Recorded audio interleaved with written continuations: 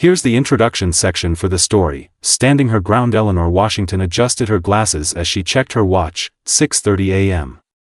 Perfect timing for her morning walk through Pinecrest, the neighborhood she'd called home for 43 years.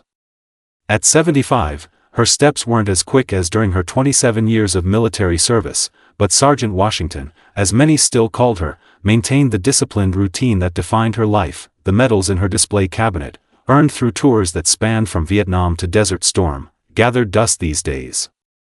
But Eleanor carried herself with the same dignified bearing that commanded respect from troops under her leadership decades ago. Eleanor was walking back from the corner store, paper bag of groceries in one arm, when the police cruiser slowed beside her. She paid it no mind until Officer Ryan Malone stepped out, his face unfamiliar in this tight-knit community. "Ma'am, what are you doing in this neighborhood?" Officer Malone asked, his hand resting casually on his holster. "Going home," Eleanor replied, continuing her steady pace. "I need to see some identification. We've had reports of suspicious activity." Eleanor stopped and turned to face him. "I've lived on Maple Street for over 4 decades, young man. There's nothing suspicious about me buying milk." Officer Malone stepped closer. "That wasn't a request, ma'am. ID, now." Several neighbors had slowed their cars or paused their yard work to watch. Mrs. Petrovich from across the street had stepped onto her porch, phone in hand. "My ID is at home, just 3 houses down," Eleanor said, pointing toward her blue Colonial with white trim. "You're welcome to walk with me there." "No ma'am, that won't work." Officer Malone's voice hardened. "You match the description of someone trespassing in backyards. Put the bag down and place your hands where I can see them." "This is ridiculous," Eleanor said, her military bearing showing through. "I'm a taxpayer and homeowner, not a criminal." Officer Malone grabbed Eleanor's arm, causing her to drop the paper bag. Eggs cracked on the sidewalk as oranges rolled into the street. "You're being uncooperative," he snapped, twisting her wrist as he attempted to force her arms behind her back. "Stop resisting." "I am not resisting. You're hurting me." Eleanor winced, her shoulders straining unnaturally for a woman her age. Decades-old war injuries flared with pain as the young officer roughly handled her. By now, a small crowd had gathered. Mr. Thompson, the retired postal worker, stepped forward. "Officer, this is completely unnecessary. That's Eleanor Washington you're manhandling. Stay back." Malone barked, unclipping his taser. "This is police business." 2 more patrol cars arrived, sirens blaring. Eleanor stood straight despite the handcuffs now biting into her wrists, dignity intact even as humiliation burned in her chest. "I served this country before you were born," she said quietly, looking Officer Malone directly in the eyes. "And this is how you treat me? Because I'm black in what you decided is the wrong neighborhood?" Officer Dawson, a veteran cop, approached from one of the newly arrived vehicles. His face fell when he recognized Eleanor. "Malone, what the hell are you doing? Release her immediately." But Malone was already shoving Eleanor toward his cruiser, deaf to the growing protest around him.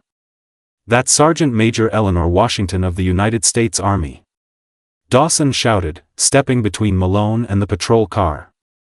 27 years of decorated service. Purple Heart recipient. And president of our neighborhood council for 15 years. Officer Malone froze, uncertainty creeping across his face. Mrs. Petrovich pushed forward, holding up her phone. "I've recorded everything. And I've already called Captain Rodriguez. He and Eleanor serve on the Veterans Committee together."